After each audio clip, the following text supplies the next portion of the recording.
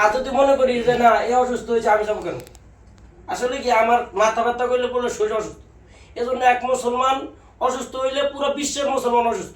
আমরা কোনো এটা বুঝি না, আমরা ওই মুসলমান এই দেখবেন একটা হিন্দু মরলে 10 জন আগুয়ে আসে, আমরা মুসলমান মরলে আগুয়ে নিলে আমরা মার খেতেছি।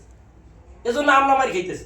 আমরা যদি সব মুসলমান এক হই, ফজরের সমান সব মসজিদ এক হয়ে যায় মুসলিতে, কখনো মুসলমানকে মার খাবে না, তাহলে সবাই একতা হয়ে যাবে। আমরা মার খাওয়ানোর কারণ হয়েছে এজন্য আমি। আচ্ছা, আপনাদের মালিক এবং কন্ট্রাক্টরের কাছে কি বলার আছে, কি চাও? মালিকের কাছে এটুই আমাদের বলার আবেদন যে আমাদের উপরে যেন ইনসাফ রাখে, যে আমরা আগে একটা মানুষ অসুস্থ হয়ে পড়লো, তারা সবাই জানে আমাদের লেবার মিস্ত্রিকে দেখে, সেফটিটা দেখে। সেফটি মালিকে দিল না, আমরা নিজেরা করে লইতে ওই খরচ জানি মালিক বহন করে। কিন্তু আমরা কি করি, ওই সবাই ঘরে ঘরে কন্ট্রাক্টর এখন মনে করে আমাদের উপরে চাপায় দেয়, এজন্য ন্যায্য মজুরিও পাই না।